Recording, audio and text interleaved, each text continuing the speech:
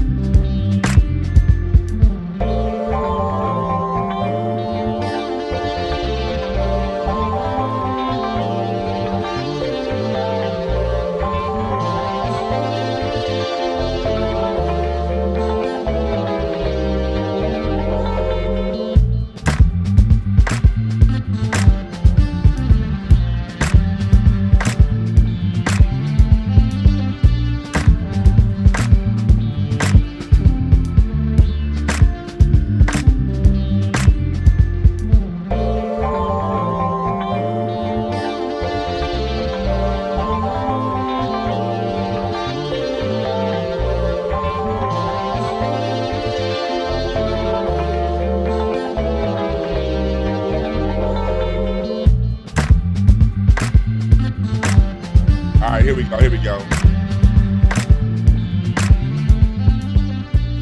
right. One more thing. One more thing. What would be good if I open up my camera? What would be good if I did that?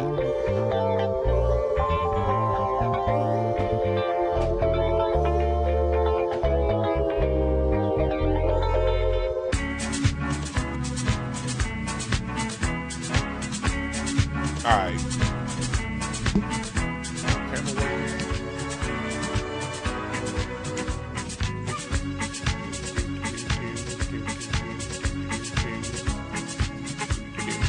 All right. I just had a random thought. Like, we're gonna get started on the whole Jay Z thing, but I just had a random thought. Whatever happened to Kurt Loder from MTV News? I remember if you Gen X or like a millennial, remember we be watching like MTV, and then Kurt Loder would come in with a news break while we watching like what was that reality show? Road Rules. Remember Road Rules and like what was the other show on ESPN where they was in that big ass house? What was the name of that? That's like one of the first reality TV shows ever. What was the name of that show? It was Road Rules and it was something else. They was in that big ass house. And then it'd be a commercial break and then Kurt Loder would come and give us the news and the information. Ain't it a damn shame that Kurt Loder is more credible than the news today? Yeah, Real World. That's what it was called. The Real World, yeah. Yeah, I know. I remember running across David from The Real World. David, I remember, David, I would see around when he would do comedy sometimes. And I'm real cool with Mark. Y'all know my man Mark Prince that comes and interviews on here sometimes, the guy, the comedian. His brother's actually David from The Real World. And then I remember Los, when I used to work at the bank in Inglewood. I remember Los will come down there sometime. But greetings, everybody. What's up, Caledonia, Netta Jakes, everybody? Oh, you asked, Son Goddess asked, yesterday's program was another one of the last two. YouTube demonetized, like flagged, suppressed. So I had to put it back behind my membership. And the people on Patreon are going to get it later. I just don't have time to upload to Patreon yet. But that'll be uploaded to Patreon tonight, both of yesterday's shows. And they're also over on if you're a member. So the way YouTube has been acting with me lately, I've had just be real with y'all. I've had 6 videos demonetized. I left 4 of them up, even though I'm not getting monetization on them. And out of the 6, 2, I would have left the other one up, but that one got taken all the way down. The one I did when I was talking about Leo Corn and all those guys, they were like, yeah, they was unnecessary flagging my shit. I'm like, huh? So that got taken all the way down. So that's up on Patreon. So I guess I've been hitting on some shit lately because in the last 2 weeks, I've had in the last 3 weeks, I've had at least 6 videos demonetized, 2 taken all the way down. So you can become a member here. The link is on my YouTube page, but it's better that you join Patreon. Patreon is where I have way more stuff on Patreon. I'm cool with you being a member too, because members get it. Members get exclusive content too, but Patreon members get more than the members do, and you can get that at patreon.com/DejuanB. And my mods, yeah, they've been taking my shit down, y'all. Like, come on, dog, for real. And then suppressing the numbers, so it's like, I gotta adjust, to stay platform. I'm talking about that. Maybe that's why I put that challenge out to other content creators yesterday and got my shit taken down. Maybe that's why other content creators don't go after white people. I said Jaguar Wright is going after white people too. Let's not just focus on Jay Z and Puffy, which I'm gonna focus on today, but I'm gonna focus on they bosses too. This ain't gonna just be about Jay Z today. This ain't gonna just be about Puffy. This is gonna be about they bosses. And they've been suppressing the shit out these videos. But my goddamn spirit tell me I gotta express myself. So let those who have an ear to hear, and regardless of whether they suppress it or not, those who need the information will get it. And sometimes it ain't about the numbers. I love the numbers, but sometimes it's not about the numbers. Sometimes it's about expressing what needs to be said. All right? So that's what this is about. But y'all can help me out. You can counteract these devils by joining my Patreon, patreon.com/DejuanB, because that's where we still get even more raw over there. And you can also hit the Cash App. Hit the Cash App, $DejuanB1. As you can see by my work, it ain't all about the money.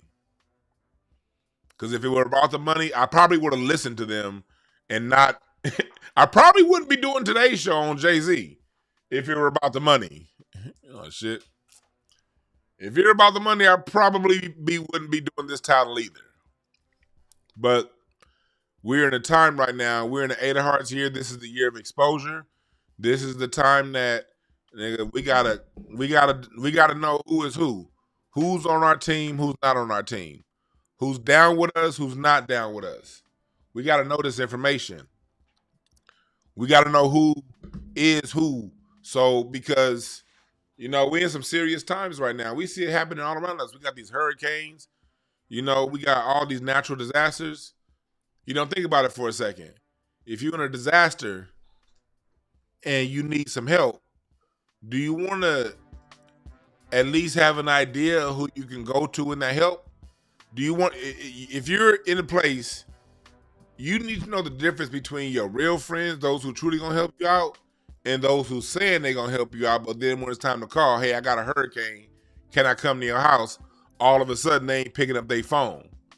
All of a sudden, they heeing and hollering and hooting and I don't. And worse yet, you got to know the ones that'll say, yeah, come to my house. And then when you come to the house, they'll rob you of everything you got and kick your punk ass back out. You got to know who is who. All skin folks ain't kin folks. The same way your friends in life sometimes be better to you than your cousins and your immediate siblings. Thank God I ain't got that problem. Thank God my immediate siblings are like people I can trust, but I know that I'm not the only. I know that, my situation is my situation, and I acknowledge that it's a lot of people out there because I've seen it. I see it in my readings all the time in my clients. And before I started doing readings, when I was just doing regular counseling, you got people who got blood relatives that they cannot trust. You got people that can't trust their own mamas out here. And that's sad. I've seen this shit. That hurt my goddamn heart. People can't trust their own fathers. You got people who run to the person, you know, the uncle, you know, that sorry ass uncle and auntie that are known for fondling with kids. It's a reputation in the house. And you got mothers that are still, and fathers that are still sending their kids to that uncle, to that uncle, to that auntie. So nah, just because somebody black don't mean they fuck with us. And we gotta know the difference. And if that means they want to suppress my channel, then fuck them too.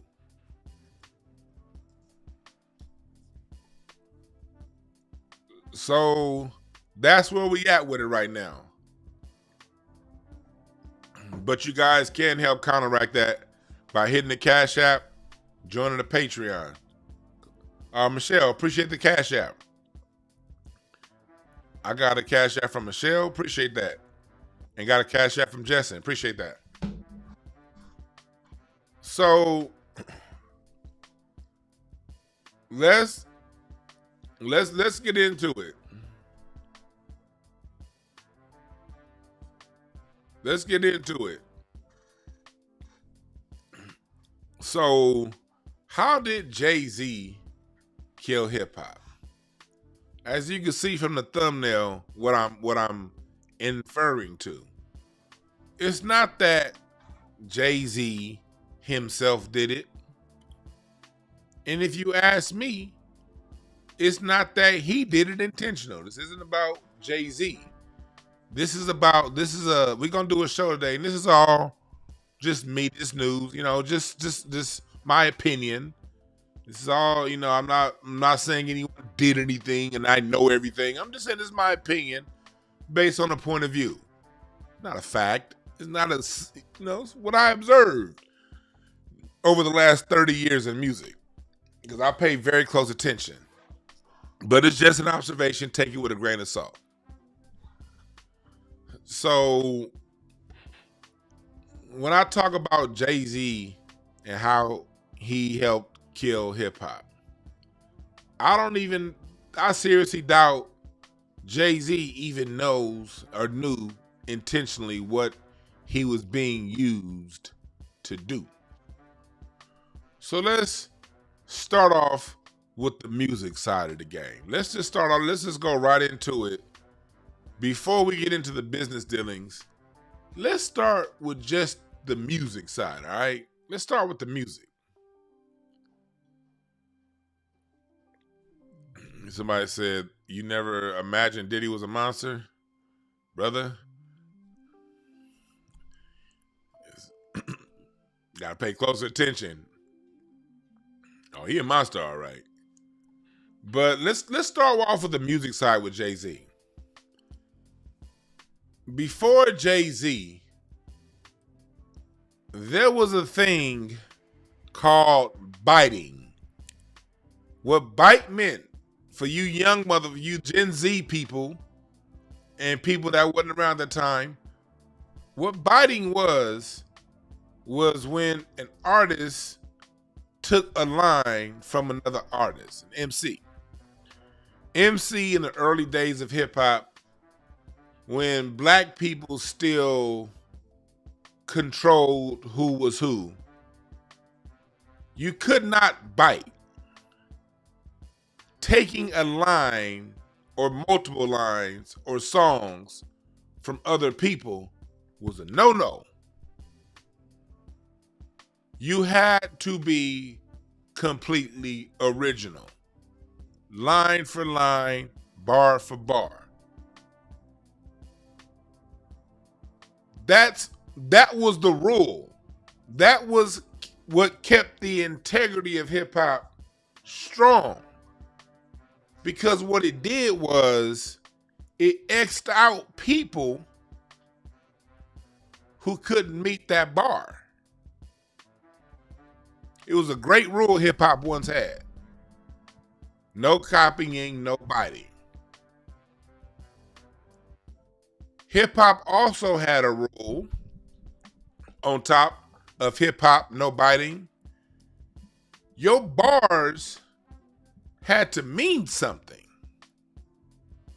You couldn't just say a whole bunch of Eminem flabble babble and people accept it. On the meaning something part, I put that more on Eminem when it comes to taking away meaning. But niggas accepted Eminem. I never did.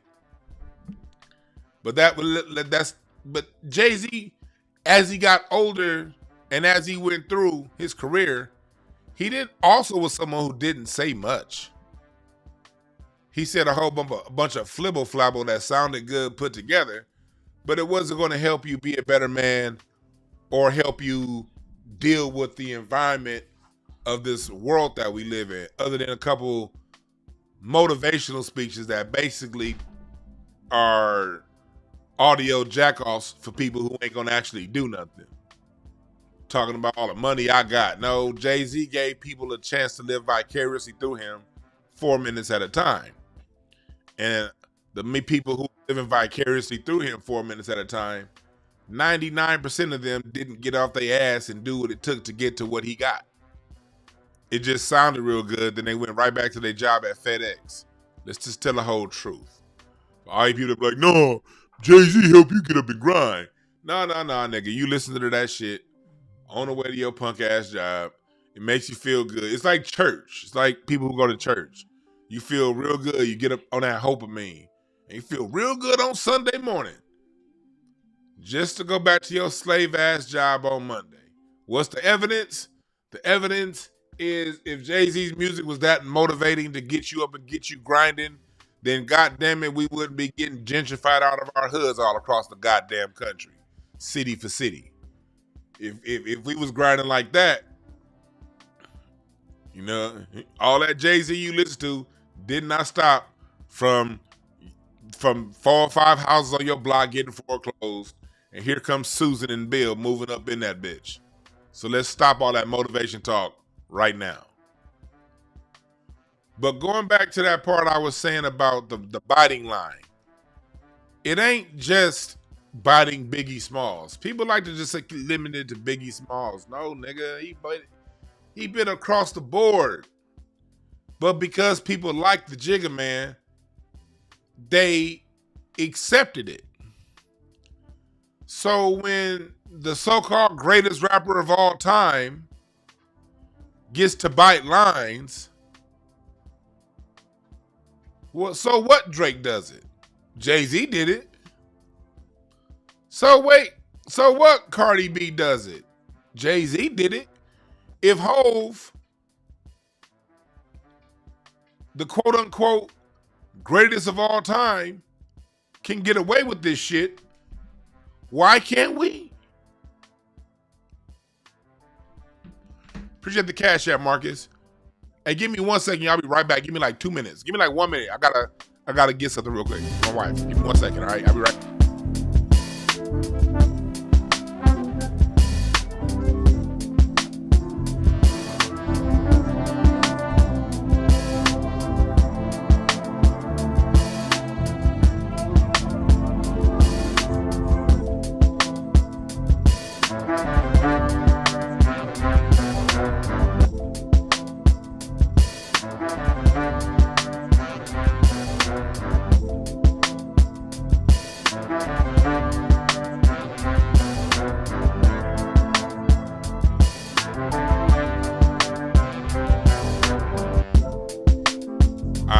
I had to get something from my wife real quick. Being the husband come before entertaining you niggas, all right? Well, let's get back into it. So, the whole lowering the bar, that's what I'm getting at. When you accept he can do it, that means everybody can do it now. And that's exactly what happened. And here's somebody people always say, this is what Jay, this I was about to address this, but somebody in the chat room beat me. They said Snoop did it with Lottie Dottie. Let me tell you something, I'm a beast.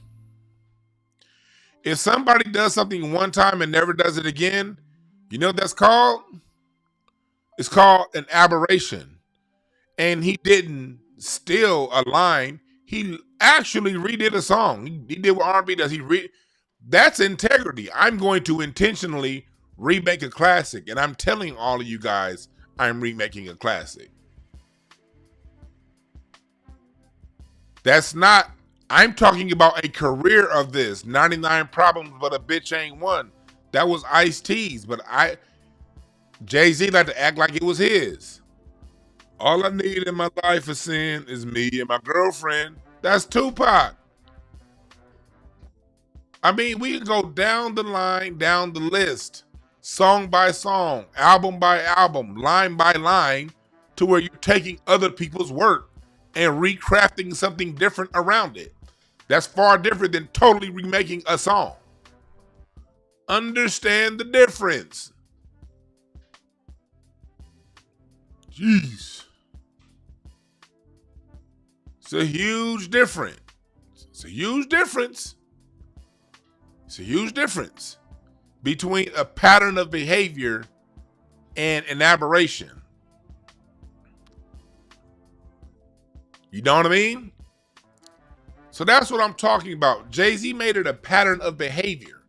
And now Drake, well, honestly, Drake is this the first year so far. He doesn't have any songs. He had a 2-year run with songs in the top 100. This is the first time in 2 years he hasn't had a song in the top 100. But how did Drake even become a thing? This dude got a boring ass rhyme pattern. He steals styles. He steals lines. He steals everything. Oh, Jay-Z did it already. Do you think an Aubrey could exist if Jay-Z don't make it cool first to steal styles, to go down to state property, and now you a Philly nigga? Jumping city to city, Jay-Z. Taking producers, signing rappers, shelving them. Who did Drake learn this from? We got to ask that question. Because Drake is here, is where we are now. How did Drake come into existence? How was there an environment that was ripe for Drake to come in?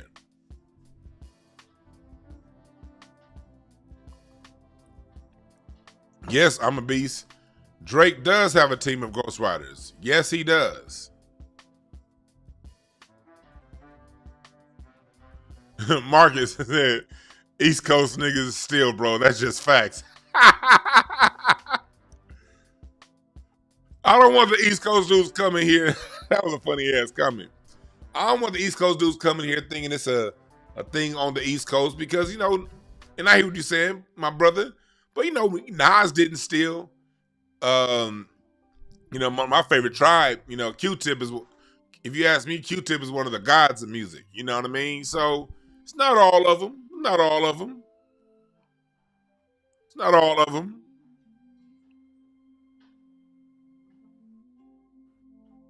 But Jay-Z, and what Jay-Z fans did was they made excuses. Oh, he was just paying homage to Biggie. No, he wasn't. He was taking his lines. You know what I mean? Niggas that love Biggie, that wrote their own fucking words. Biggie was loved by a lot of people. Why he don't want us taking his lines? And like we were talking about on yesterday's show, if you go back, and it's gonna be up on Patreon. If you go, that's right, Edward Jones, Mobb Deep didn't steal. And Jaz-O got stolen from. Thank you. That's a good, yes. Yes. He got stolen from by who? Jay-Z. So what we see here is a pattern of behavior. Like we said yesterday, Jay-Z was in Nas's class. Like Jay-Z was in the hip hop class of 89 to 91. Jay-Z was in that class that came out 89, 90, 91, 92. Jay-Z was in that class. But why didn't he break through? Is it because he didn't have enough Biggie lines to steal yet? Is it because he hadn't consumed enough other entertainment? Is it because at the time hip hop had standards and he couldn't steal people's shit? And the rhymes that he was creating on his own, when he couldn't steal people's style, when he couldn't steal people's rhymes, is it that he didn't break through because Jay-Z himself wasn't good enough? This is just a question. This is just a question. How did Naughty by Nature during that time break through from Newark, New Jersey, and you from Brooklyn and you couldn't break through during that same time? This is just a question.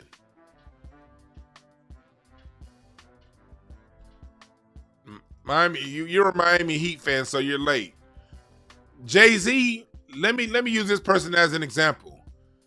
Jay-Z should have come around and been having albums, and we should have known Jay-Z was out during the time the Miami Heat came into the NBA in 1989. Remember the Miami Heat, they were an expansion team, them and the Orlando Magic in the 89 in 1989. That was their first season in the NBA. It was either 88 or 89. And that should have been Jay-Z's first season in hip hop. But he couldn't cut through when it was time to be back when the standard was being original.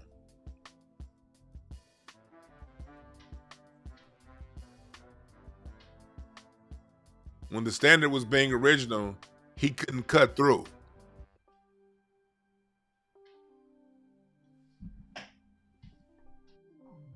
He didn't cut through.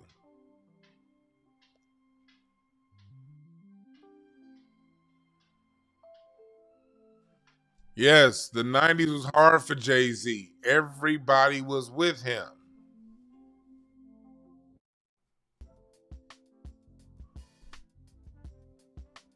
So,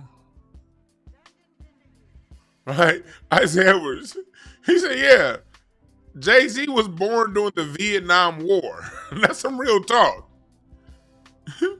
Jay-Z was born like, do y'all understand this? That nigga was, like, by the time he busted through, that's when they was calling niggas old in hip hop.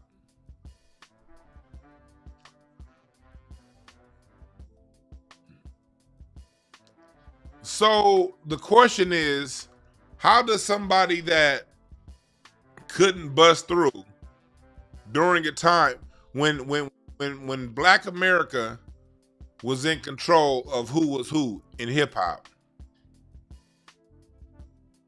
why is it that this man was irrelevant?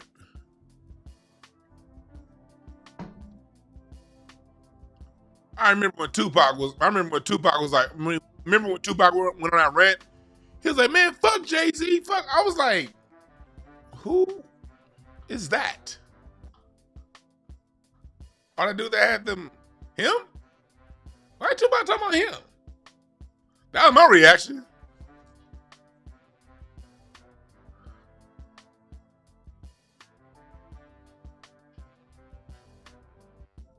So we got to ask these questions. Who sent you, boy? And why are you here? And why did your career get to last? Why did you blow up and get to keep getting re-signed when all them cats that was better than you somehow lost their deal? Record companies got bought out. That's mostly what it was. They bought out them record companies, them smaller record labels that was pushing them out. And a lot of them got gobbled up by Universal Records. A lot of the small labels got gobbled up. And Universal owns now probably 85% of hip hop. Everything was getting gobbled up. How did you survive?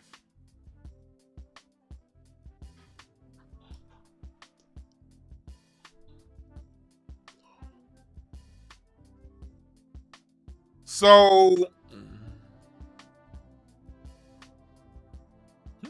Star said Pac knew he was going to be a powerful clown in the future. Love you, baby. My wife telling me she loved me. That's what I'm talking about, nigga. You feel like you can kick the world's ass when you got a woman that got that's your biggest support. I love that. Got a super chat. What's up, DeAndre Mosley? Much appreciation to you, brother. Said Atlanta kill R&B and Jay-Z kill hip hop. Ain't that something? You damn right. And my show I did on how Atlanta killed R&B, that's on my Patreon.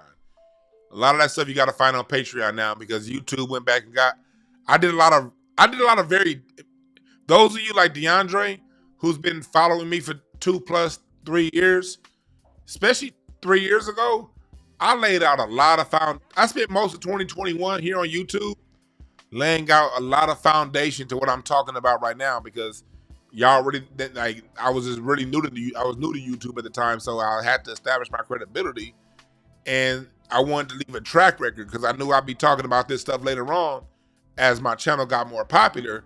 So I got receipts from 3 and 4 years ago, me telling you, giving you full, long, detailed programs going really in depth on how a lot of these moves were made. So if y'all want to go in depth, a lot of that stuff YouTube started kind of going back and striking and shit from shit I did 3 years ago. So about 10 or 15 of those videos I had to take down, and I'm putting all those up on YouTube. I mean on Patreon. But the ones that YouTube allowed to stay around, I'm keeping up on YouTube.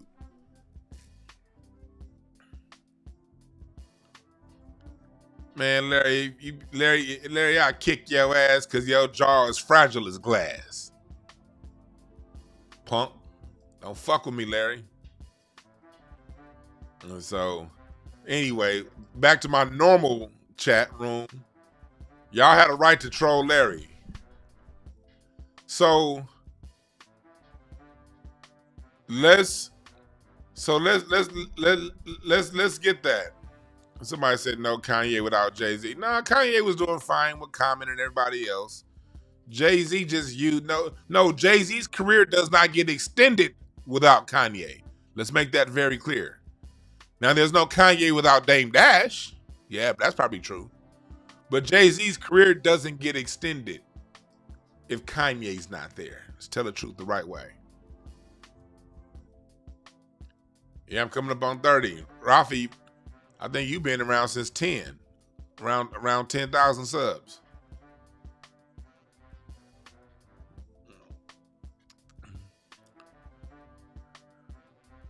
This nigga Larry said if y'all troll here, and if you don't get your curry goat smelling ass out of here, Larry, nigga Larry smell like Kamala Harris's kitchen.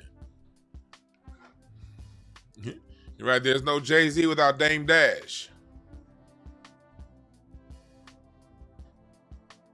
And so let's get back on it. So now we're talking about the environment that was set. Puffy was doing a hack job on rhythm and blues and hip hop. Puffy was bringing in shiny suits and nothing rap, talking about nothing. And Jay-Z was bringing in, I'm a better grown man because I can afford a Rolls Royce now and you can't. Jay-Z brought in a lot of divisiveness lyrically within Black America. He brought in the I'm rich and you not. I got all the hoes and you don't. Look at me, look at me. You're a hater. The term hater was really popularized out of that era. From what I remember, it was that Biggie Small songs, Player Hater. When Biggie Smalls dropped that Player Hater, in the 90s, everybody was saying, don't be a player hater. Don't be a player hater. Don't be a player hater. And then when the late 90s came in, as you got into the 2000s, it went from don't be a player hater to stop hating. And my generation, us millennials, we got to take that L. Younger Gen X and my generation, the millennials, became the generation of sensitive fun boys that every time somebody said something that they didn't agree with, they were a hater. But the root of the term hater started with player hater. Player hater was a man that was hating on a player, somebody that was doing some things with some women, and he was going around telling on the man for doing what he was doing with the women. That was a player hater. Somebody that was in the game hustling, and then somebody else coming in and hating on the hustle.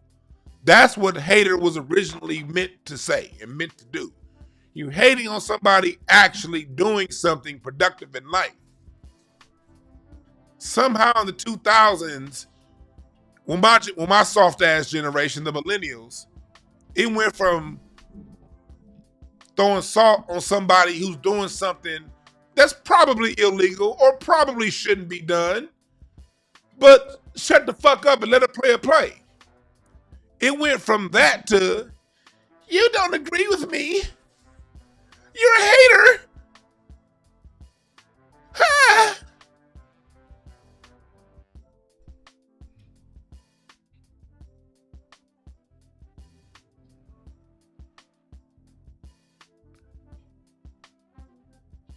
And that's something that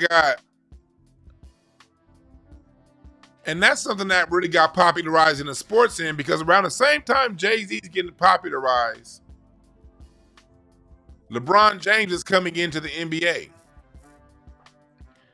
And in the early 2000s, that's when David Stern changed the dress code.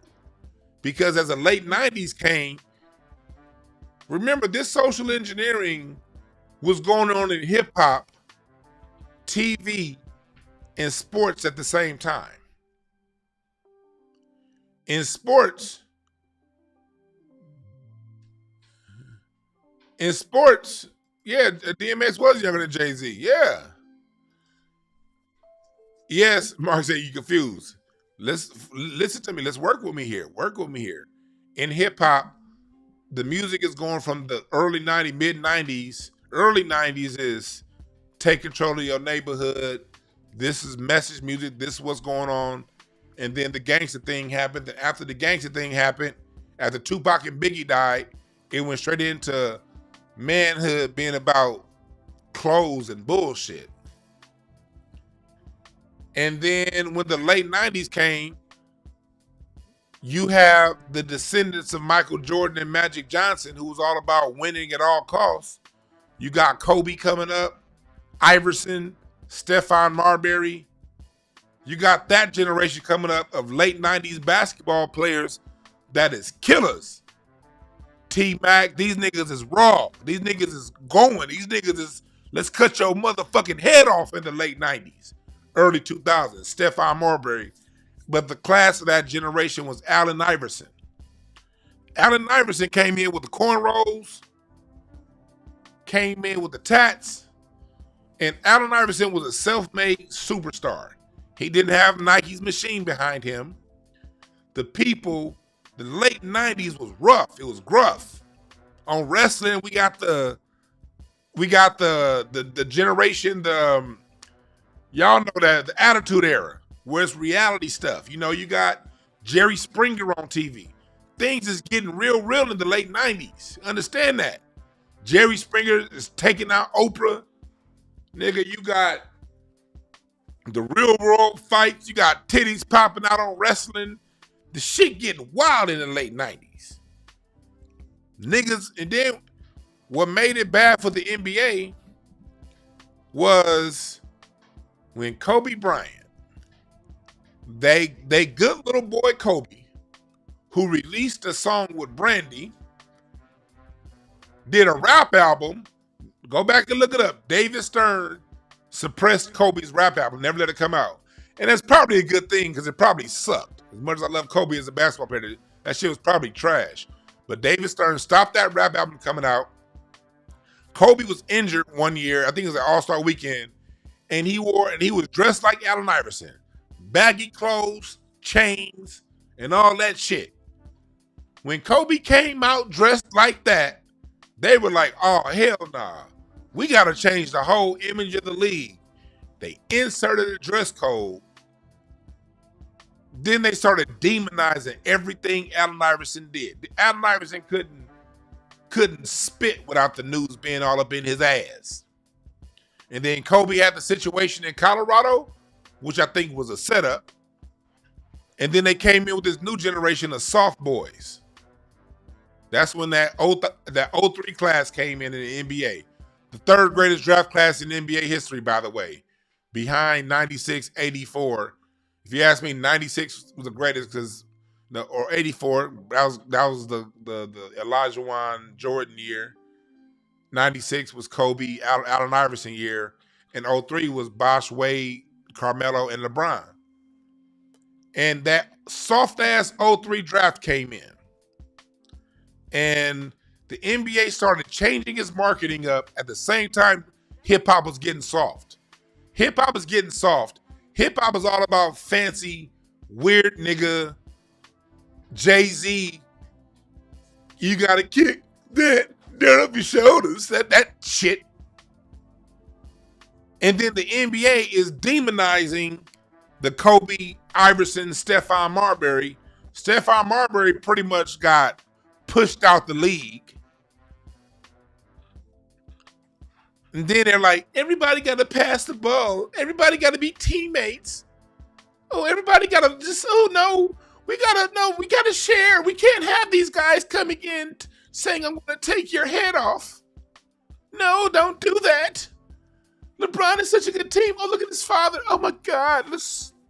And then the fan base went from, in the 90s, yo, you saw him dunk on that nigga, son?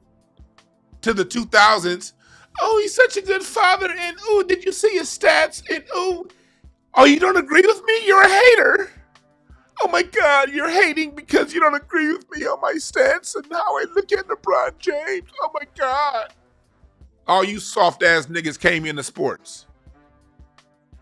And then as Jay-Z ascends up the rap ladder, 09, that's when he does Def Jam. He kicks out LL Cool J. And in basketball, you had The Decision. And you had the softest move in sports history across all sports. Three of the greatest niggas from one of the three greatest draft classes of all time say, let's all come together on the same team and be soft together. And then Carmelo Anthony was like, man, fuck that shit. I'm gonna do my own thing. NBA starts demonizing Carmelo Anthony when he goes to the Knicks and calling him anything other than a child of God because he's a throwback that want to do the real thing and compete against niggas. And they promoting these soft ass niggas that want to come and join together. At the same time, rap is soft as fuck. And then here come Drake. At the same time, they talking about let's all come together so we don't have to compete. And anybody who doesn't like it is a hater. Them same niggas is now listening to Drake. Here come Drake. And I'm like, what the fuck is happening to male society right in front of my eyes? And I was in we talking like 06, 04 to 2014, I was in the mix. I mean, I was at All-Star Weekend every year, whatever city it was in during that time. I was at every party. If it was in LA and it was at a party, at a club, I was there. This was like my 20s, nigga. I was a live-ass nigga in my 20s. I nigga, married life got me being a square. Now, I don't know shit going on in this city. But in my 20s, oh my God, I was in them streets 6 nights a week, sometimes 7. So this ain't the one talking from behind a computer desk. This is the one that was going to the front of the line in the clubs in Hollywood whenever the fuck I wanted to. And I'm seeing all this soft shit happen right in front of me. But at the time, I don't know what's going on. Now that I'm removed, and it's been a few years removed from that time, I'm just looking back right now like, oh, that's what was going on.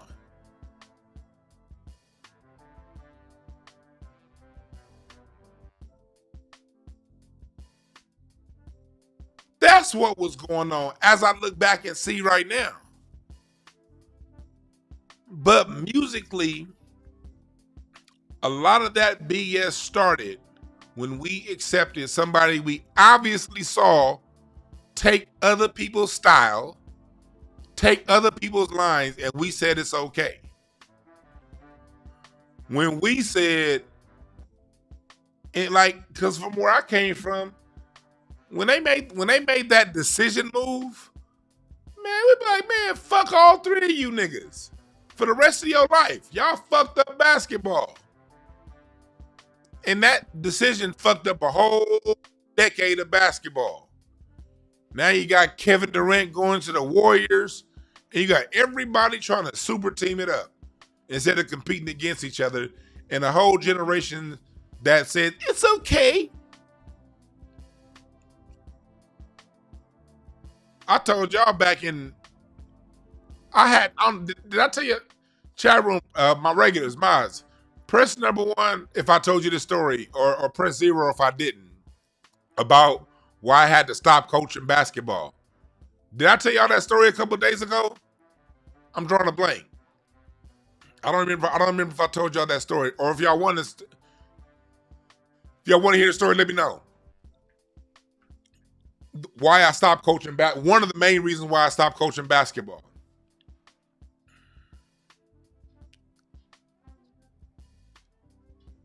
One of the reasons why I stopped coaching basketball was I saw you couldn't, in 2012, 13, I saw that you couldn't really be a man anymore. Oh, Reggie had me say, yeah. Oh yeah, that's when we were smoking. You're right, Reggie. I did tell the story. I was like, I just told the story. That's when we were smoking yesterday. I wasn't online. Yeah, that's when we were smoking yesterday. You're right. So I didn't tell this online. Part of the reason why I stopped coaching basketball, I saw you couldn't be a man anymore. And this is what I mean by be a man. The male style of leadership is you do what it takes to get the job done. You couldn't allow these kids to have excuses. You know? Now you pull back, you don't run them to they dead or no shit like that. But you go, the whole point of going hard and making kids work at a certain pace is because the way I coach basketball, sports simulates life. So I'm getting you ready for life through sports. And life don't give a fuck. That bill is due on the first of the month, no matter how you feel. Life's. You're going to have to go to work on the days somebody important to you died. I'm the person, I was only doing stand-up comedy for a year. The day my grandmother died, my grandmother, we're super close. She died in 2010. Extremely close. We still close. And I still talk to my grandmother all the time through spirit. I still went up and did 2 shows that night, stand-up comedy, the night my grandmama died. That's who I am. My grandmama died, I was at the hospital with her when she died at 3 p.m. I had an 8 p.m. show at the J Spot and a 10 p.m. show at the Comedy Union. I went and I performed. I ain't gonna say I did the best job, but I had the niggas laughing. Cause you know what? When the job needs to get done, it needs to get done no matter how the fuck you feel. And we always use sports to drive home that thing. And I started to see that parents wasn't letting me do that no more. It was, oh, no, stop. You can't. Now my son, he has asthma. Bitch, I had asthma too. I know what I'm doing. So it was just like, parents are getting soft. They softening up these kids. Everybody's a hater. Everybody Oh, if you don't like me, you're hating on me and all this shit. So I'm seeing all this happen. So the final straw for me was I had a kid. This was on my 13 and under team. And at 13, some kids sprout up tall real fast, and a whole bunch of other kids are still midgets. So I had one kid that sprouted up real fast in height, and the rest of the kids on the other team was still midgets. And so I'm running plays, and I'm designing plays on the fly to get the ball down to the post, because I'm seeing we have a kid that this same kid wasn't even that tall last year, but he got tall and he was pretty good on the block. And so I'm designing plays. I'm telling my point guards, hey, get Lance the ball on the block, on the right block, because left block Lance ain't no good, but right block Lance is good. So we're going to run these plays. I'm running swing passes to get the defense to move to the side so we can get the ball down to the post to Lance. The plays are working perfect every time. But every time Lance get the ball, this motherfucker passing it back out. So I call timeout. Hey, Lance, bruh, I'm running this play for you. Every time you get that ball, shoot the motherfucker. They can't guard you. And if you miss, you'll probably get the rebound and get the layup again anyway. Shoot the goddamn ball. And you know what that kid told me? He was like, I don't want to shoot because I'll be selfish. I want to make my teammates better.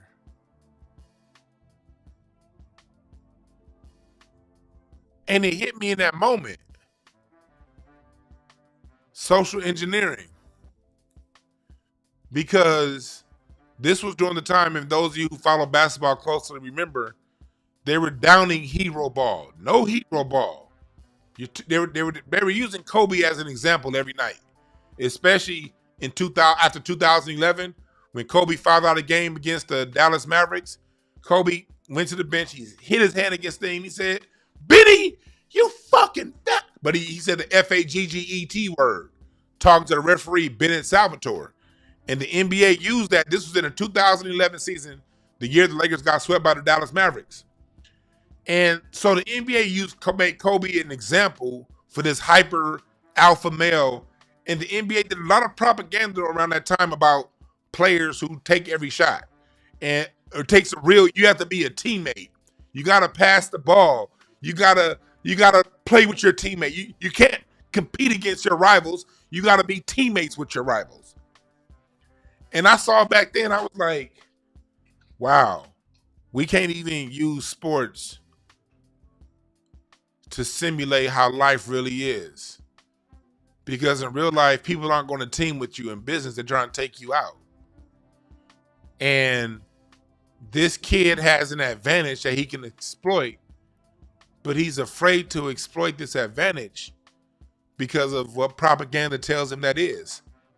When in real life, life is going to exploit its advantages over your black ass every fucking day of the week. And I was like, I had to quit coaching. I finished that season out and I never went back.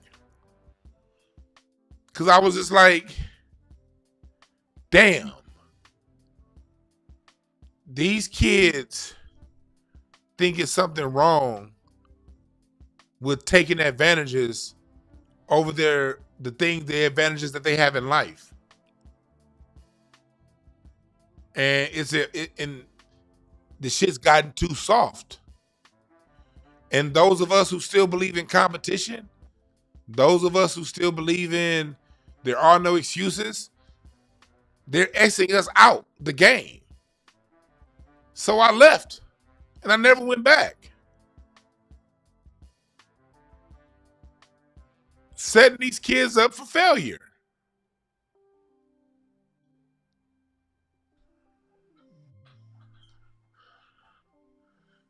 Now, MJ was Diet Kobe. Fuck out of here. MJ didn't have the reverse step, pump fake step through. MJ did not have Kobe's handle. Kobe could do the Allen Iverson crossover just as good as Allen Iverson. Fuck you talking about? Jordan dick riders, it started with y'all. Them bronsexuals learned from Jordan dick riders. Nigga, Jordan did not have Kobe's handle. He did not have Kobe's range. And he didn't face Kobe's competition. This nigga Jordan was in the playoffs facing 6'2" John Starks when Kobe had to go through goddamn Ray Allen, motherfucking Joe Johnson, go down a list of shooting guard. Joe Johnson wasn't a shooting guard. He was a 3, but he guarded Kobe. Kobe had to goddamn play against T-Mac at the 2, Vince Carter. Nigga, this nigga Jordan had to play against Craig Elo. If you don't sit your ass down, that nigga had to play against that nigga Jordan's biggest shot of his career that they highlight all the time in 82 was against Craig fucking Elo. Sit your ass down and all that hella overglorification of Jordan. They had to act like Kareem Abdul-Jabbar didn't exist to make Jordan relevant. Ladies and let me just X out Magic and anything before Magic. Basketball started according to Jordan fans, basketball started in 1991. It ended in 1993. It started back up in 1996. And then the rest is history. Fuck out of here. I don't say shit about Isaiah Thomas waxing the shit out of Jordan every year, 3 years. You ain't the GOAT if the same nigga beat you 3 times in a row. And I don't want to hear that, oh, he had a better team. Well, Jordan had a better team than everybody he beat too. Jordan had a better team than Barkley. He had a better team than Ewing. He had a better team than goddamn, I tell you what team he didn't have a better team than. Them 95 Orlando Magics that put a foot in his motherfucking ass. I tell you that goddamn much. And I don't want to hear shit about Rusty. He dropped a double nickel against the Knicks in the first round. Jordan had no problem beating John Starks in the Knicks. But then he went against them Shaq, Nick Anderson, Penny Hardaway, Orlando Magic. Get your ass off the court, Michael Jordan, because this team is better than yours. No, I do not agree to disagree. I'm right. Fuck out of here. I didn't lie. All I did was just bring up shit Jordan fans omit. That's all. Jordan fans go right through, well, he won 6 championships. Yeah, he was better than every team he played. Then we say, what about the 95 Magic? Oh, well, he just came back from retirement. All right, why'd he get his ass whooped 3 times in a row by Isaiah Thomas? Well, that's because he was just too young. So, nigga, Magic won a championship as a rookie.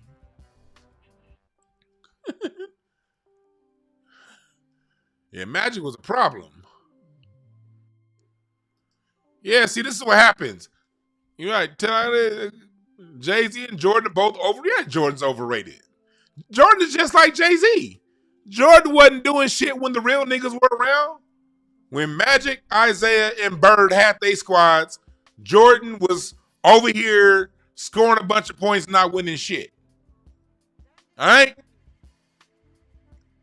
Bird gets hurt. Isaiah gets old. Magic gets old. Then Jordan comes up and, hey, expansion that hit the NBA, you know, the teams were weaker. You got the 88 in 1988, 89, the Orlando Magic, the Miami Heat came, the Timberwolves came around that time. You had them 3 new teams that came, and I'm missing one. It was the Timberwolves, Orlando Magic, Miami Heat. Oh yeah, Charlotte Hornets. Those 4 teams came. And what that did was it diluted the NBA talent pool. And then a couple years later, the Vancouver Grizzlies and the Toronto Raptors came. And that further diluted the talent pool. So Jordan got 3 Hall of Famers on his team, Rodman, Pippen, and him. And he's playing against teams with 1 Hall of Famer. Or I say Sean Kemp should be in the Hall of Fame. The Sonics. Or 2 Hall of Famers in the Jazz with Stockton and Malone. But he had 3. Jordan always had the advantage. He won the years he had the advantage. The years Jordan lost was the years he didn't have the advantage. Jordan never beat a team that was better than his. And if he did, pull it up. Jordan was elevated by the same people that elevated Jay-Z. The people in the small hats that had an agenda to sell products. And that's why we talking about today's show. All these niggas y'all see as number one is selected by them people.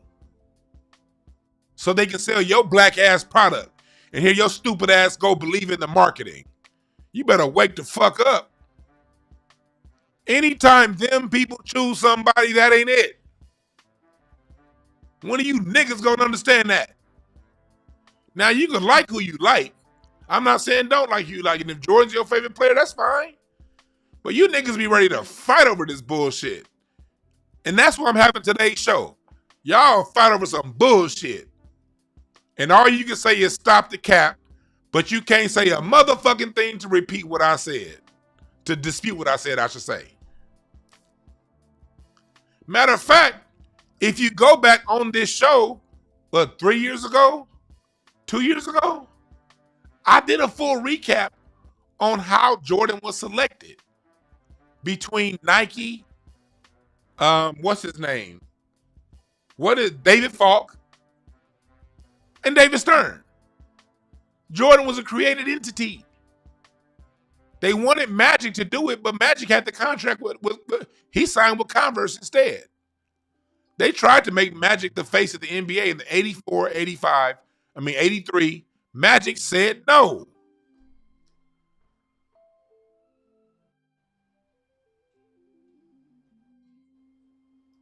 What's up, Victor Villain? You wrote, you from Ohio. Appreciate the super chat. Still don't understand the Jordan LeBron meat writing. Yeah, it's marketing. These meat writers are victims of marketing, and they don't want to admit that. They've been sold a bill of goods that they, at some point, believed. Nigga, whether we talking about Jay-Z, LeBron, Jordan, Puffy, you were sold a bill of goods.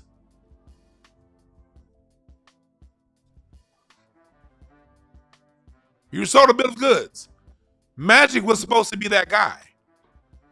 I did a whole breakdown on how you cannot, it's very, very rare you saw interviews with Michael Jordan his rookie year, second year, because they took Michael Jordan to finishing school. They took him to take his Carolina twang out of his voice. They taught Michael Jordan how to dress, what to say. And they carefully crafted an image around him because the NBA did not market itself. The NBA relied on its sponsors to market the NBA. And Nike was sponsor number one. And because the sponsors marketed the NBA, they created videos like Come Fly With Me with Michael Jordan back in the 80s when he was getting his ass whooped by Isaiah Thomas. He's getting these fucking videos done about him. Indoctrinating my generation. They indoctrinated the shit out of us with Michael Jordan. To where now, niggas is grown-ass men and they were 7, 8 years old when they first bit into the indoctrination. Now they 40, 50 with gray chinny chin hairs, and they'll fight a nigga over Michael Jordan quicker than they'll fight a nigga over disrespecting black people.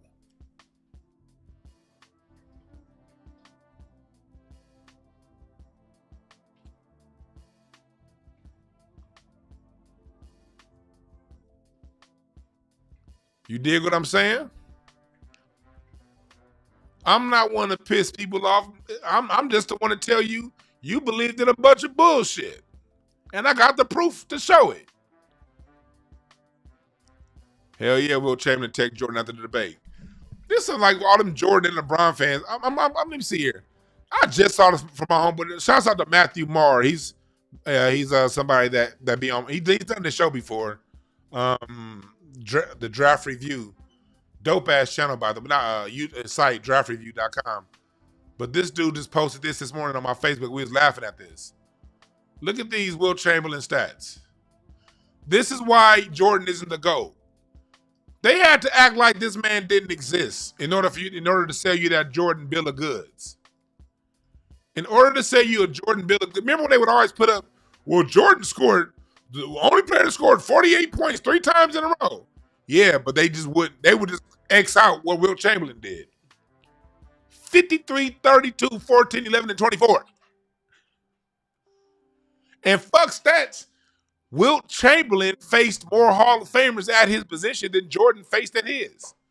Wilt Chamberlain used to have to go up against Kareem, Wes Unseld, Bill Russell, Walt Bellamy, and that's just off the top of my head. The dude Nate Thurman, Nate Thurman. Man, Wilt Chamberlain used to have to. He was putting these numbers against players who made the Hall of Fame. Jordan was putting up his numbers against Craig Elo, right? You had to act like Wilt and Kareem didn't exist for Jordan. So whether you're talking about Jordan, LeBron James, Jay-Z, Puffy, you're all dealing with the same thing. You all dealing with the same thing. Somebody says, how many rings has Wilt got? Ask yourself this. How many Hall of Famers did the Boston Celtics have on their team? You had one Wilt Chamberlain versus a Boston Celtics team that had 7 Hall of Famers. Only 5 can play on the court at one time.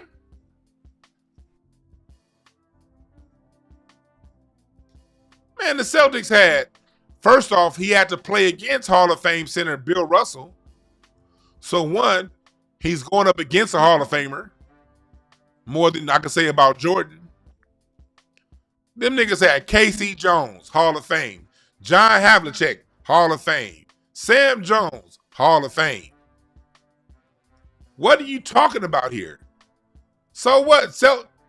Wilt Chamberlain couldn't beat a team that had 7 Hall of Famers.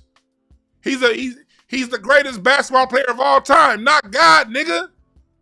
The fuck is you niggas talking about? He wasn't playing against the 1992 Indiana Pacers with only Reggie Miller. What are you niggas talking about? You proving my point. In the 90s, the NBA was so diluted. It was good basketball, but it was, look, for you young niggas, let me give you an example on how bad 90s basketball had gotten. They had to shorten the three-point line for 2 years. Listen to me close. They had to shorten the three-point line for 2 years. Why? Because them niggas couldn't shoot.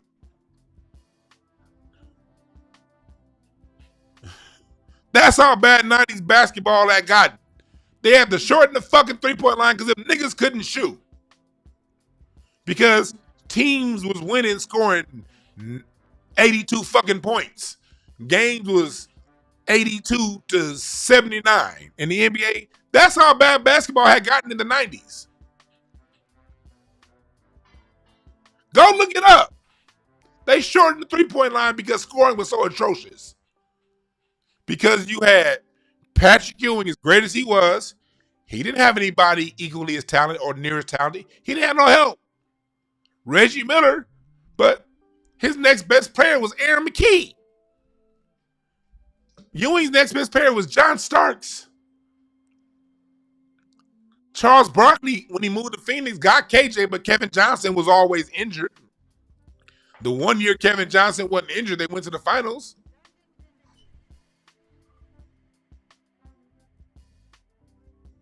And the 90s sucked. And then, but as the decade went along, more talent started to come through the NBA. And as you get into the late, when that draft class of 96 came, that's what reset the NBA. That's when you had Steve Nash, Ray Allen, Kobe, and just off the top of my head, it's way more in that draft class. That's when the NBA reset. Iverson, Stephon Marbury, and then in 97, you get Paul Pierce that come in, and then 98, you get Vince Carter, Antoine Jameson, that class, T-Mac. And then the NBA started to replenish itself after the 96 draft. Glenn Wright, yeah. So you niggas that go around talking about something, you're just a hater, you're going to have to bring your motherfucking lunch pail talking to me, nigga. I know my shit. I don't talk without knowing and double checking what the fuck I'm talking about. I don't go around talking about something. You're a hater. Get that weak ass word out of there.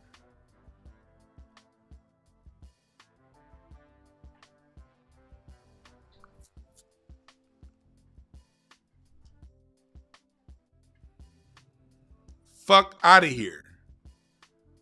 The NBA crafted an image around Michael Jordan to sell you niggas some shoes. The entertainment industry crafted an image around Jay Z to sell you niggas hope. To sell you niggas shit that you're never going to achieve. And to get your mind off the goal of being a better man, being a better leader of your community, being a better father, daughter, sister, brother, husband, and focused on superficial things like clothes and women that don't love you. Then Lil Wayne, then Drake came around and introduced you into being a fucking weirdo that can't take criticism. And Lil Wayne came around and told you to put to sip some lean and to blow your fucking mind out on drugs. And Eminem came around and taught you that, hey, if he's white and all right, he's the GOAT. That's what Eminem was for. Put you niggas in line. I'm gonna take somebody who ain't got who can put together some decent rhyme patterns, but his rhyme patterns ain't saying shit. Put a dope beat behind him because we got Dr. Dre, and you niggas are gonna fall in line. That's exactly what happened.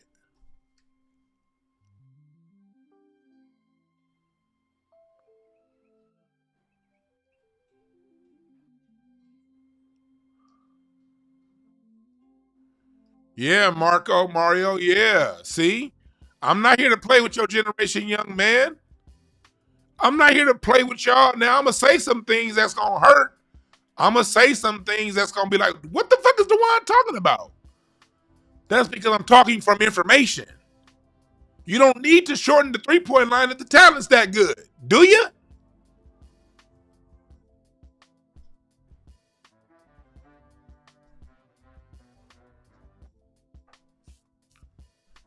In 83, I think this off the top of my head, but check my numbers. In 83, I think the Detroit Pistons, the young Detroit Pistons, they averaged like 100. They scored like 110 a night, and this is without threes. In the 80s, teams was putting up 110, 115 a night without shooting less than 10 threes a game. Shooting less than 10 threes a game, teams was putting up 114 a night without shooting. It went from there to, I think the NBA average went down to like 99 or like 101 a night in 95. How did the NBA average in threes go down over a decade?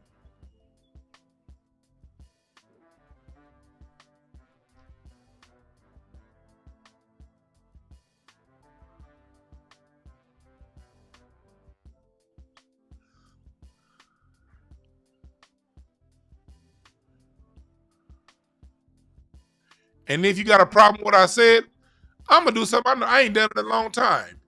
Any of y'all, Jordan or LeBron or Jay-Z dick riders, got a problem with what I said, call a number right there.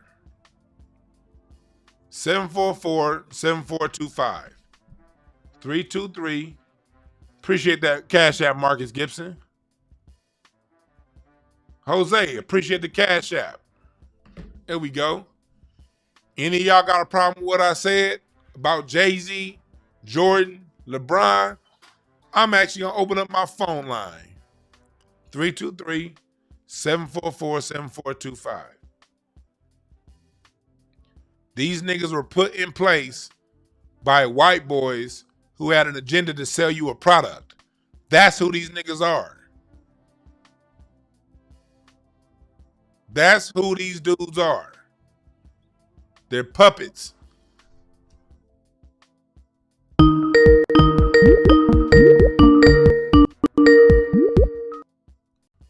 What's up, caller? What's your name? Where you calling from?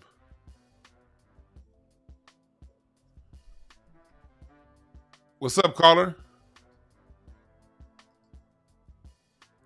This nigga, is you on mute?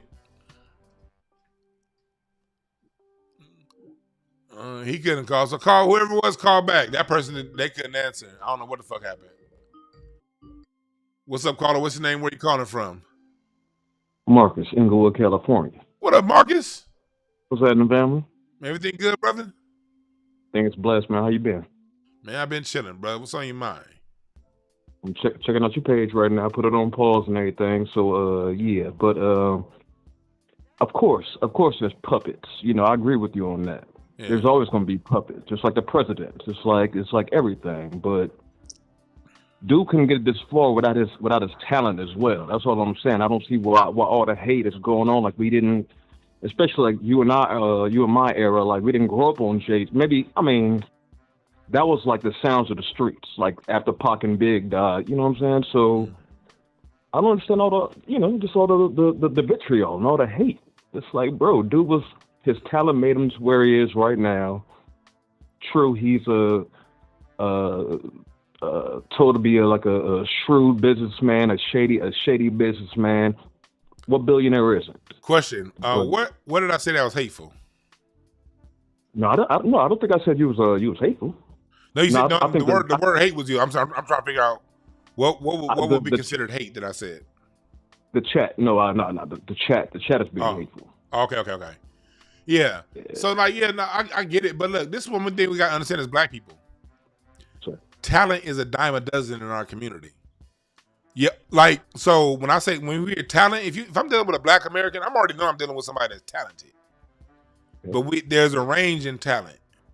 And there are people with far more talent who had original things to say that got stepped on, pushed aside, and their career got derailed because of Jay Z and the moves that he made. And so we got to tell these stories, because what happens is, for me, somebody that teaches music, one question that I always get is, how did music get like this? Especially when I introduce young people to music from the 70s and the 60s. They always, it is always going to ask, well, what happened? So I got to tell what happened and be truthful.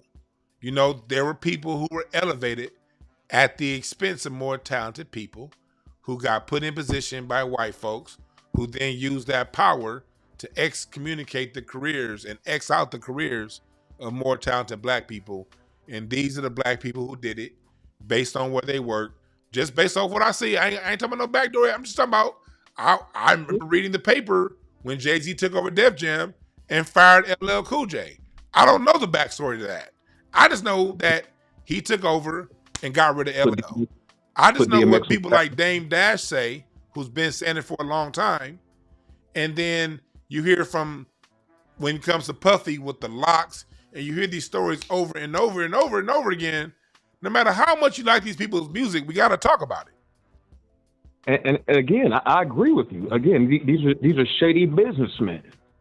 These are shady businessmen, and yes, that should be talked about. But last thing, I ain't gonna hold you because I know you popping right now. When it comes to like the Biden and stuff like that, like bro, like it's been going on since the beginning of hip hop.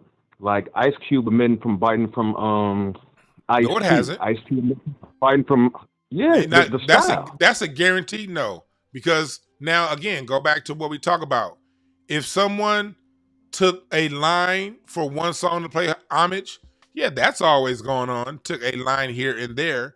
What has not gone on is people making a total career off of taking, especially when they popped off. Before, they were nothing for a long time.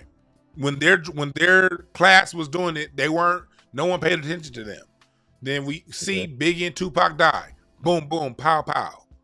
Then we see after that, we see this guy take all of Biggie's lines that we already like, and not only Biggie, we're taking Tupac.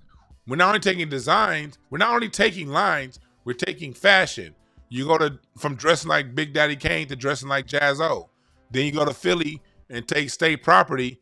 Now you're going around and you're doing the Philly thing, and you're taking those artists and taking the best of their music, keeping it for yourself, and then when you're done with them, you're kicking them out like they're not human beings.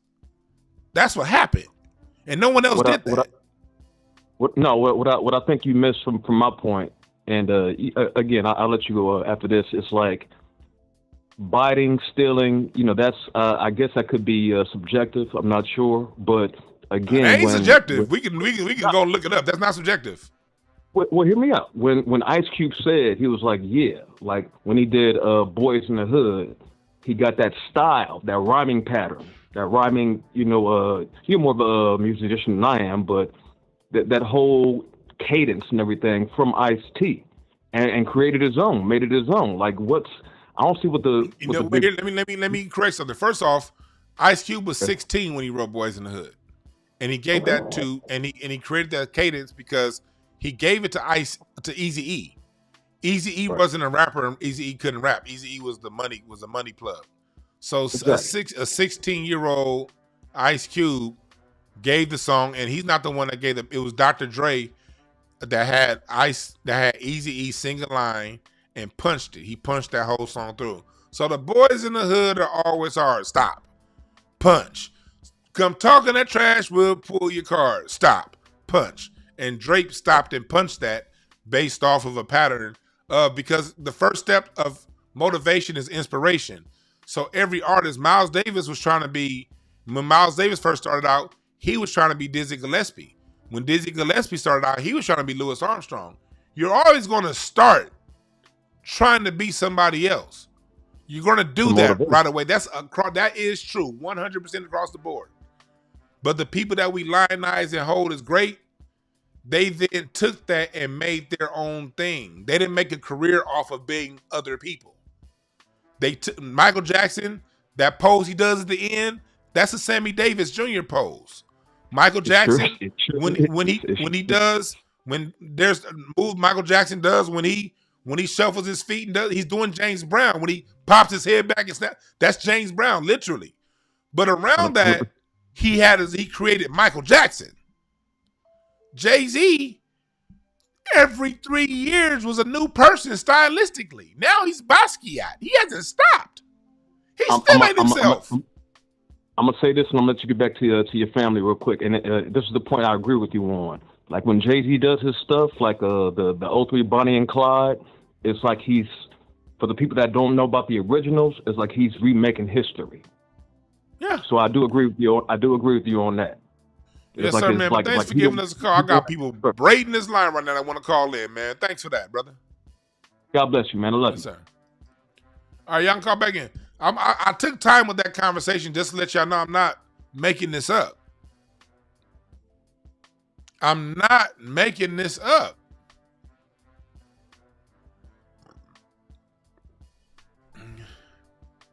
You're going to be inspired by the people who are hot. That's just a fact.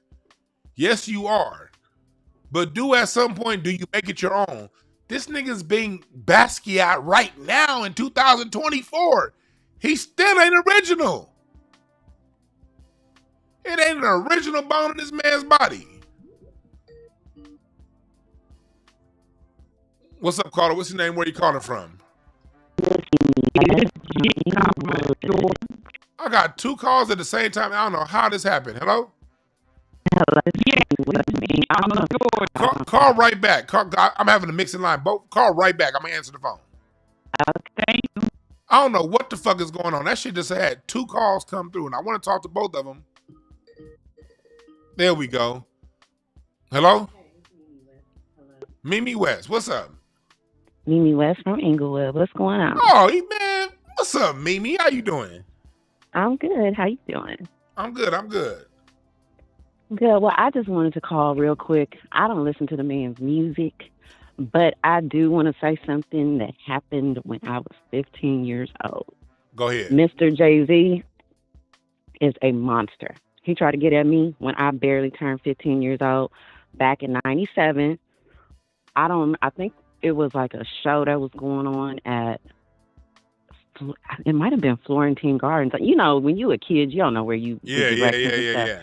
But anyway, I showed him my ID. I showed him my bus pass.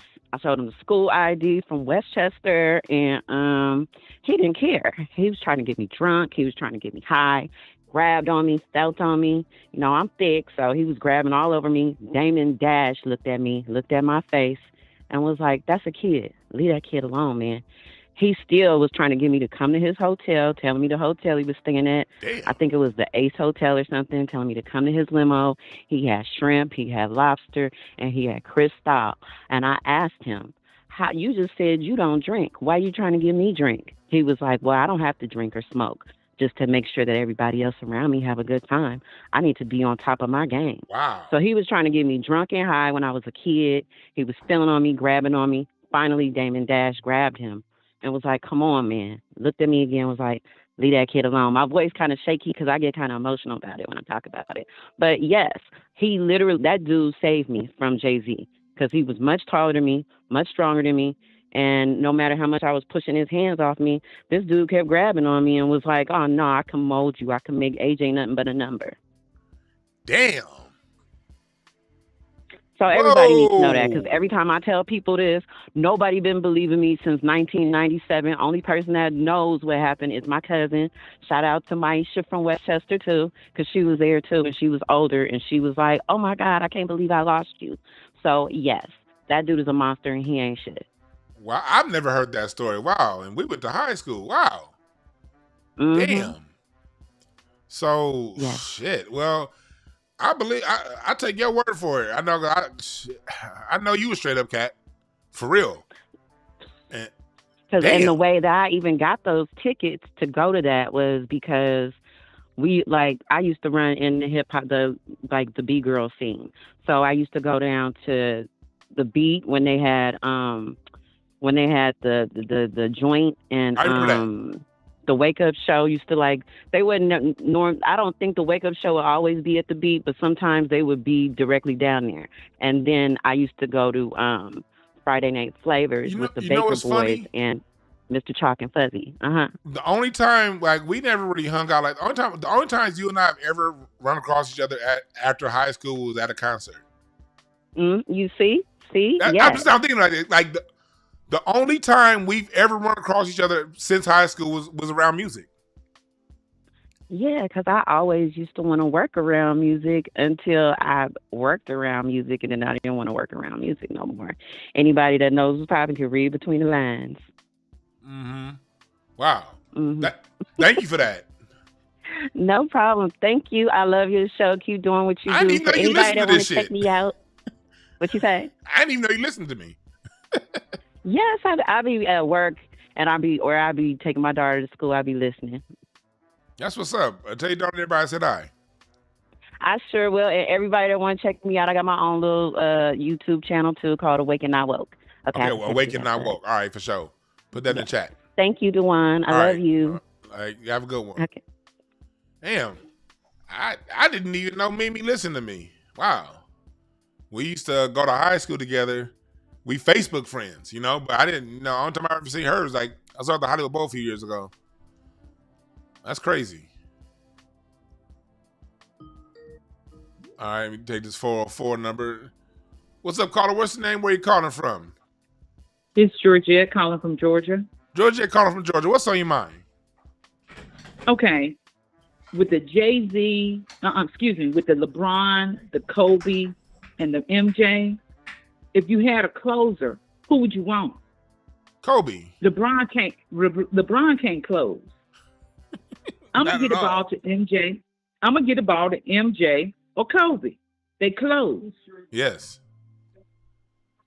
And I'm just saying, I understand your point. You're making a valid point with Wilt, but a closer, if you getting the ball you inballing the ball to one of them, I got to give it to MJ or Kobe.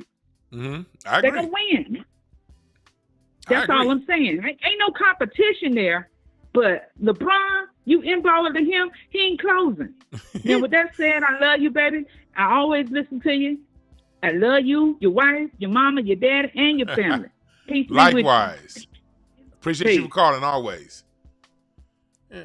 Now, I agree with her. Look, I'm not saying MJ wasn't no joke. MJ was a bad MF.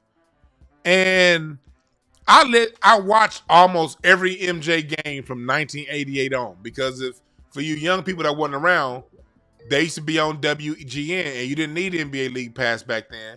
You could watch every Bulls game and every Atlanta Hawks game on TBN, and the Bulls were on WGN. So when Jordan, 88, 89, 90 Jordan, we was watching him, and then after Jordan's games was over, that's when Video Soul came on.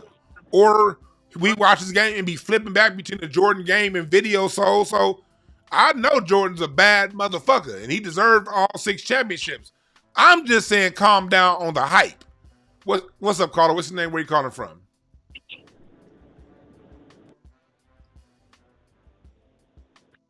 You there? They sound like they trying to light a Zippo. I don't know what the hell was going on. I'm not saying Jordan wasn't a bad motherfucker. Yes, he was, and Jordan is the best player of the 90s. Jordan was absolutely the best player of the 90s, and it ain't close. Well, it is close because Hakeem Olajuwon right there, but Jordan was the best player of the 90s. But that was it.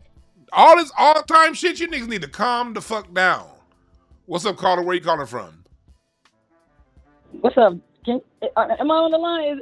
Yes, you're on the line. This is Brandy Kane, Devon. What's up, homie? Oh, shit. What's up with all these Westchester folks?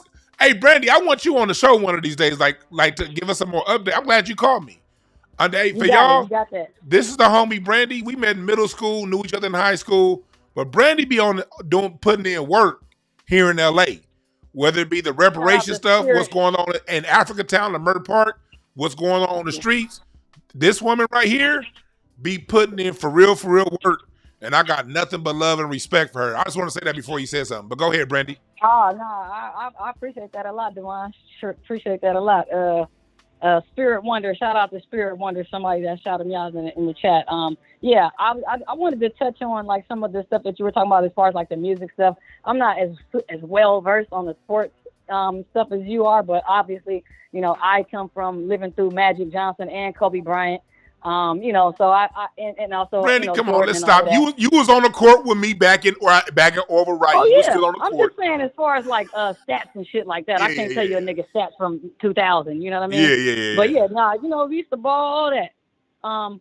You know, and I always tell people, you know, I think if the WNBA was more of a thing, like at that time, you know, a lot of girls would have, you know, pursued basketball in a different manner but at that time it was like all your only option was to go to college and then go overseas and get paid bullshit crumbs. Yeah. And be away from your family for, you know what I mean, a couple of years and then come back and still be broke.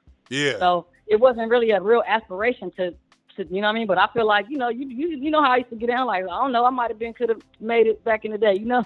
You was right there if you kept going with it. But go ahead. Yeah. You know, but by the time I got to college, I was, you know, more so interested in the music. But on the music note, you was touching, I'm working, so I'm listening, you know, how and, you know, where I can. But I'm hearing tidbits of the conversation. And, you know, I would like for you to speak on how, because I hear you, you know, talking about Jay Z and, you know, certain people being placed in certain positions to enact a certain agenda on the black community. Now, it has taken most of us, you know, 25, 30 years to figure it out. You know what I'm saying? Be like, oh, this nigga was a plant. Oh, he was put here to do this. This person was here to do that. So, funny, right now I got on a African medallion, right? Uh-huh. And so this one I'm headed with the conversation. If you look at the game, right, you know how long I've been doing my thing, and then people before me, like Medusa. Yeah. I always have this conversation with one of my producer partners that produced the Bonnie and Clyde theme alongside Serge Inks. And on top of that, you was down with Nip. That part too, and I'll get into some of that. You know, all of us underground MCs know each other, you know, and you know, especially if we from the same vicinity. So, you know, we being from Crenshaw District, of course, you know, we knew each other, and then me and his brother Sam, we went to Cal State Dominguez Hills together. So he always used to tell me, you know, my little brother rap. You know, my little brother be rapping. You know, my little brother rap. You know what I mean? He always would brag about his brother, but you know, this was way before he was starting to come up. How he came up, he hadn't even dropped no music at this time yet. Yeah. You know, this is early days. Stalking Boy Volume 1 hadn't even came out yet. But anyway, I was happy when Nip said, hi till I die, so it's motherfucker detox. because that was low key like a little, you know what I'm saying? That was his little jab at Dr. Dre. Yeah, and yep. And going to another Nipsey line, Dre passed Def Jam, Capital, Atlantic 2, right?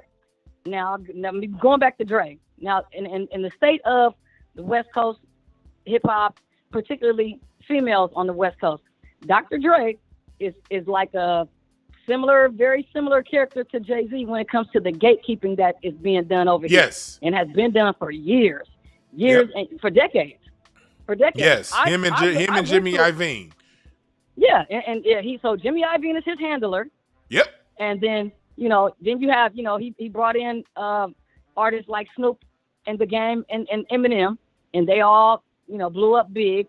And then he put his stamp on Kendrick later on down the line, but Kendrick already was kind of established, and just they just needed like an extra little stamp for the fans. Yeah.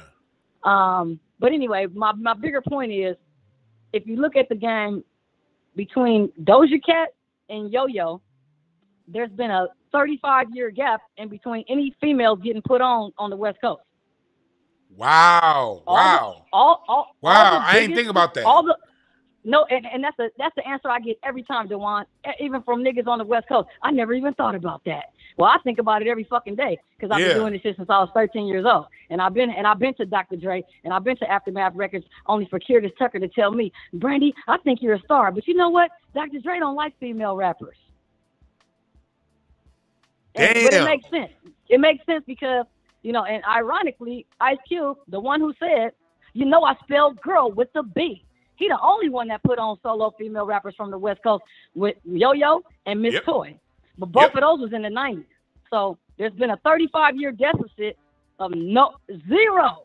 I'm talking about nobody getting put on. No. And when you think about Rage and Yo-Yo, they some for real MCs. How can we not have something to follow that up? Exactly. But technically on the real, and I love Rage and all of that, but Rage is from Virginia. Rage is from Farmville, Virginia. And she'll tell you. She just represents a West Coast crew. She's from Virginia. So, you could say that's Southern or East Coast is debatable depending on who you ask. But it ain't West Coast. I mean, she reps the West. Don't get me wrong. But I'm talking about somebody, homegrown.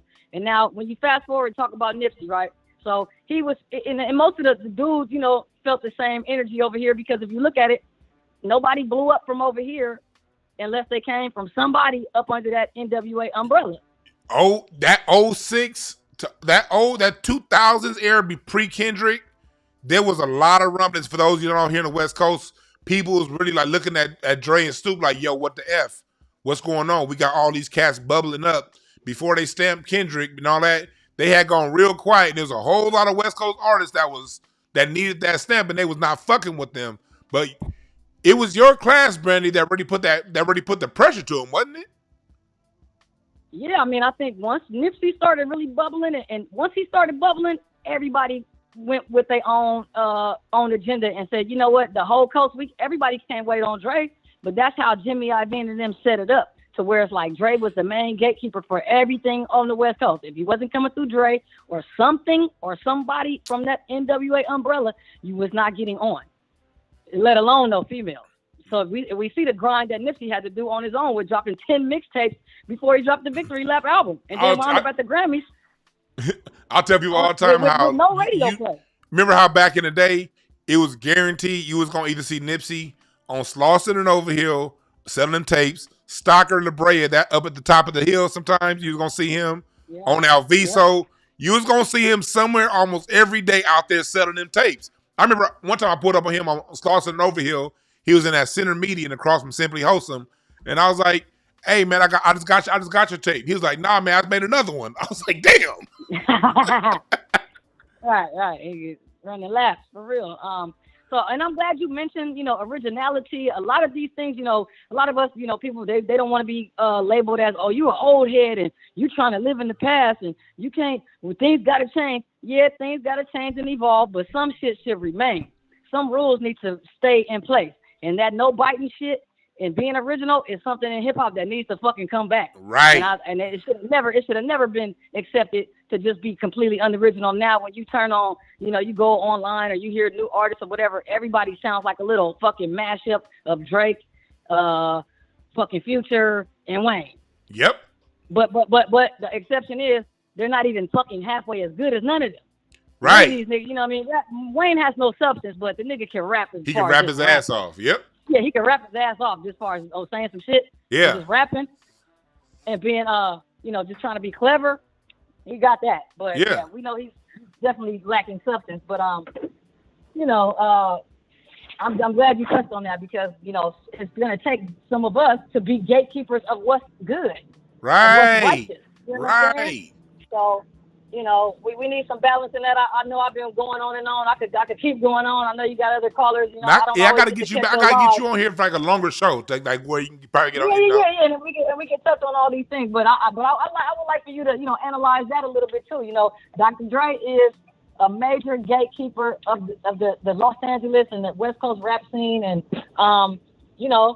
a lot of that is problematic, and it's been to the detriment of a lot of the artists over here, and particularly the female artists on the West Coast. And I'm going to end it at that. I'll talk about right now. Thank you, Brandy.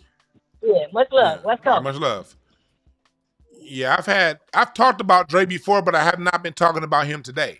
I've been focusing on other, and I didn't talk much about Birdman today either, because every region has its gatekeeper that it has to go through. When Master P got too big, they put in Birdman to make him the gay people out of New Orleans. Like Dre is a gatekeeper here out of the West Coast. And I think that's part of the major reason why E40 never really blew up nationally, because he never got the Dre stamp. And Dre is controlled by Jimmy Iovine. The same Jimmy Iovine who had sexual assault allegations against him this past December. Let's not forget the white boys behind these niggas. Dre's name isn't clean either. But I will say this about Dre.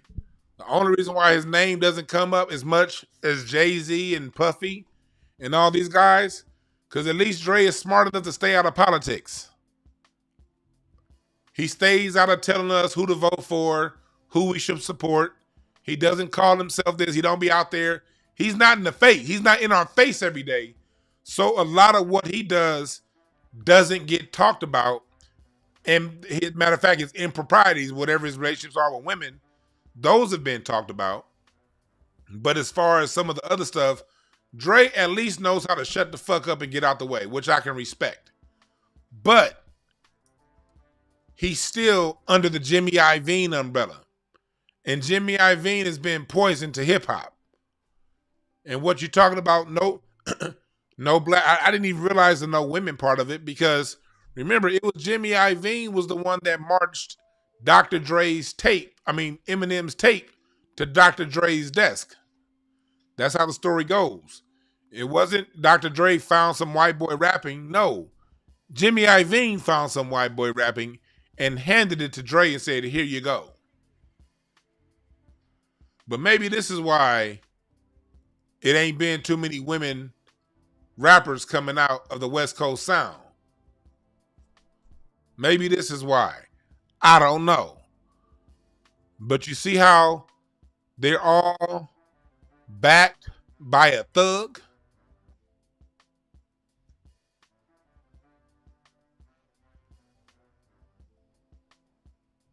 They're all backed by thugs that be getting charges.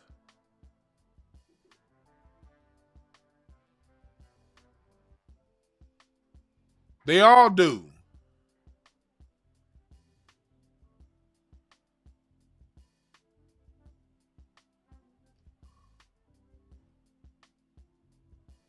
Let's check the super chats. Somebody said in the super chat, O'Brien Tucker said, Jordan stopped a lot of Hall of Famers from getting rings. No, he didn't. He had a better team. That's because those Hall of Famers are all spread out, and it was just that Hall of Famer with a bunch of average talent, and Jordan had two other Hall of Famers on his team. 3 Hall of Famers beat 2 every time. 2 Hall of Famers beat 1 every single time. Let's make that very clear. Had Reggie Miller been teamed with another Hall of Famer, we probably have a different story. Had Patrick Ewing been teamed with another Hall of Famer, we probably have a different story. We saw what happened when Shaq had Penny the one year they were uninjured. Didn't go so well for Jordan. The only one to beat another team without another Hall of Famer was Akeem Olajuwon. Remember that. Olajuwon was the only one that still won a championship without another Hall of Fame teammate. Olajuwon did not have a Hall of Fame teammate in the 1994 championship finals.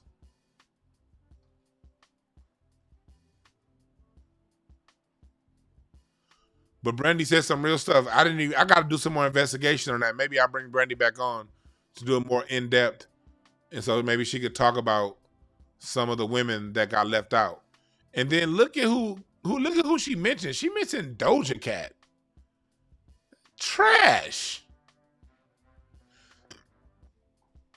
And I know Brandy had bars. I remember Nipsey used to fuck with Brandy heavy before and after he got famous. I used to see pictures with Brandy and Nipsey on like the first, back when you needed a college email address to be on Facebook. That's how long me. Remember back when you needed a college email address to join Facebook? Yeah. I remember I would be around LA and I would see, Brandy was always in that mix. And she's since gone from there to being somebody that reports on what's going on the streets. And she be feeding me information with some of the stuff going on here locally.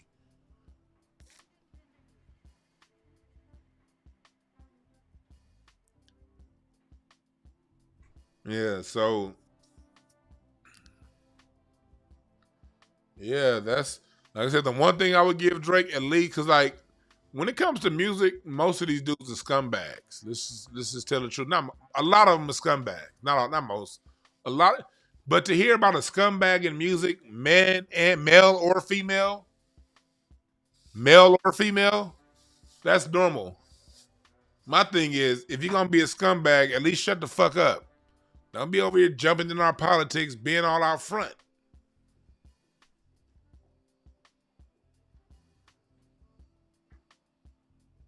What's up, Spirit Wonder? You say you've been on Brandy for a long time? That's what's up.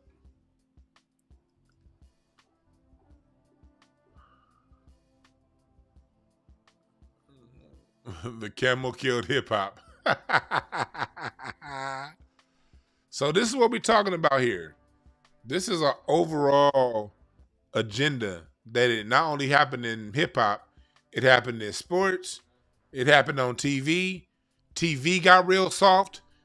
You went from having hard-edged comedy like Def Comedy Jam, Martin, to fluff and puff comedy in the 2000s that was just corny.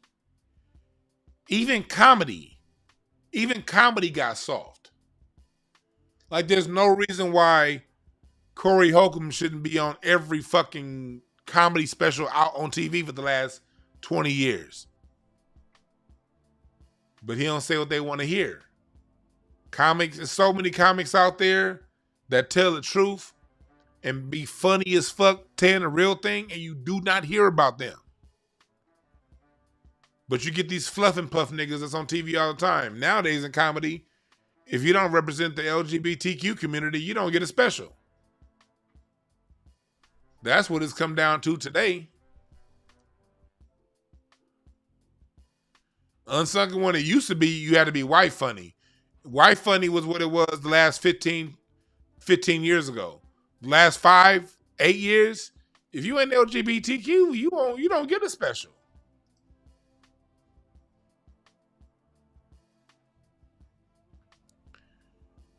Like Kevin Hart. Now, no disrespect to Kevin Hart. Kevin Hart's funny, but out of that class, go back to the Shaq All-Star that Kevin Hart was in. He wasn't even the funniest one on that special. I think the funniest Kevin Hart specials, Shaq All-Stars was Corey. Corey had the best one of all time, I think. I'm not a big Ari Spears fan, but I think even Ari Spears had a better Shaq All-Star than Kevin Hart. D-Ray Davis most definitely had a better Shaq All-Star. But out of Shaq All-Star, Kevin was the one that blew up. Tommy Davidson's Shaq All-Star. That shit, my God. That That shit was amazing. But Kevin Hart was the one that blew up out of that. But this is all, again, around the time Drake is coming around. The LeBron decision. Let's all team together. All that stuff happened all in that same pocket of time.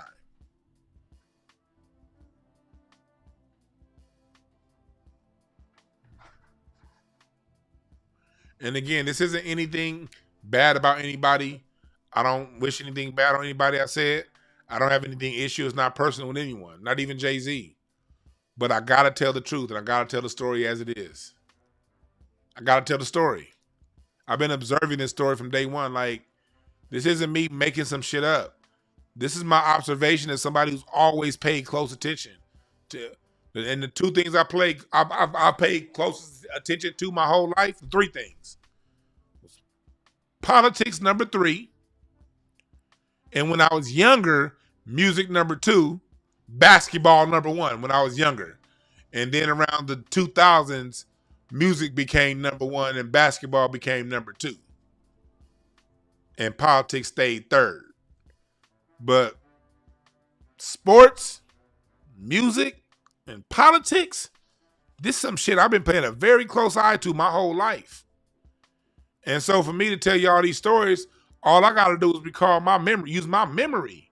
I don't have to Google nothing. My brain is Google. Y'all see how I throw dates off to y'all all the time off the top of my head?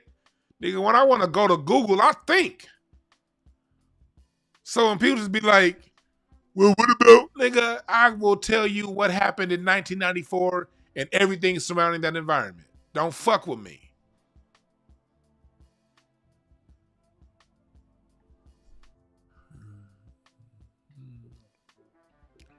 You dig what I'm saying? I know more about basketball. Well, I don't know more about basketball than your mama know about balls. Matter of fact, I probably don't know more basketball than you know about balls. You P. Diddy ass nigga in the chat room. But I know more than you.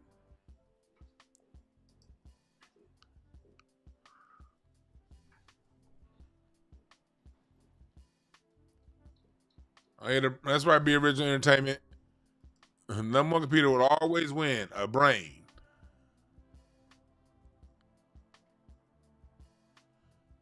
You said you don't like the music of 2010 till now. Well, I can help you out with that. If you join my Patreon, if you into R&B, I just literally created a new playlist of music from 2010 until now. And I'm still adding to it because a lot of the radio fucked up music. So I went ahead and I put together this playlist right now. And it's it only has 59 songs. It's going to have 200 plus songs by the time I'm done with this. Let me add this song while I'm here. I'll think of you. Yeah, that's another good one. When we get by, that's a good one. So I'm adding some music to it right now. But I'm curating this stuff, this playlist, and we're focusing on music from 2010 till now because when we get by, this is too old. I'm gonna take this off. This too old. This too old. This too old. Let me remove from playlists. That's too old.